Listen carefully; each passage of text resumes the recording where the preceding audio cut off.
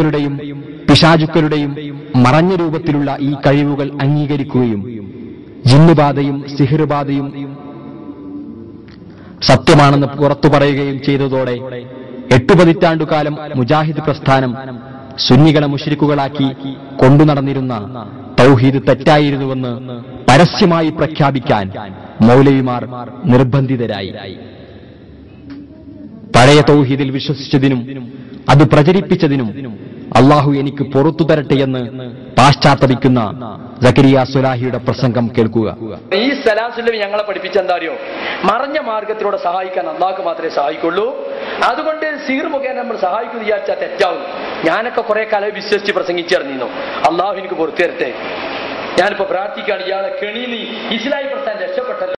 ചിന്തിക്കുക, സച്ചരിതരായ മുൻഗാമികളുടെ സൽപാതകളിൽ നിന്ന് സമൂഹത്തെ പുറകോട്ട് വലിച്ച് ഒഴുകിയെത്തുന്ന ദീനാറുകൾക്കും ഡോളറുകൾക്കും ഒപ്പിച്ച് ദിനേന വിശ്വാസങ്ങളിൽ പോലും തിരിമറികൾ നടത്തിക്കൊണ്ട് അസ്തഗ്ഫിറുള്ളയുടെ മേമ്പടികൾ ചേർത്ത് വാചക കസർത്തുകൾ നടത്തുന്ന പുരോഹിത മൗലവിമാർ. ഇവരുടെ പ്രസംഗങ്ങൾ കേട്ട് ജീവിച്ചു മരിച്ചു പോകുന്ന പാവം ജനങ്ങളുടെ പരലോകസ്ഥിതി എന്തായിരിക്കും? അദൃശ്യം, മറഞ്ഞ മാർഗം, അഭൗതികം, കാര്യകാരണ ബന്ധങ്ങൾക്ക് അതീതം തുടങ്ങി സുന്നികളെ മുശ്രിക്കുകളാക്കാൻ വേണ്ടി മൗലവിമാർ ഉപയോഗിച്ചിരുന്ന സംജ്ഞകൾക്കെല്ലാം പുത്തൻ വ്യാഖ്യാനങ്ങൾ ചമക്കുകയാണ് സക്കരിയുടെ നേതൃത്വത്തിലുള്ള സലഫി ടോൺ.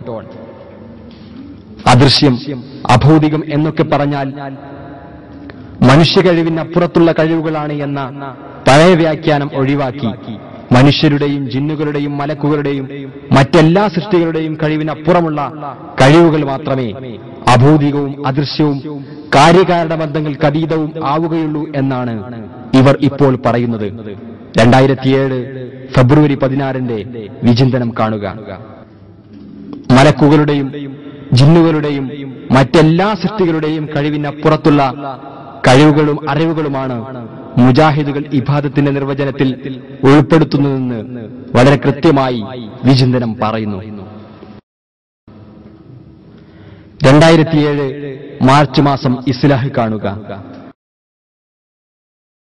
എന്നാൽ ജിന്നുകൾക്കും മലക്കുകൾക്കും മനുഷ്യർക്കില്ലാത്ത പല കഴിവുകളുമുണ്ടെന്ന് ഖുർആനും ഹദീസും സാക്ഷ്യപ്പെടുത്തുന്നു. പ്രസ്തുത കഴിവുകൾ മനുഷ്യനെ സംബന്ധിച്ചിടത്തോളം അസാധ്യമാണെങ്കിലും അതിനെക്കുറിച്ച് അഭൗതികമോ കാര്യകാരണ ബന്ധങ്ങൾക്കപ്പുറത്തോ ഉള്ളതാണെന്ന് പറയാൻ പറ്റില്ല എന്നാണ് ഇസ്ലാഹ് പറയുന്നത്.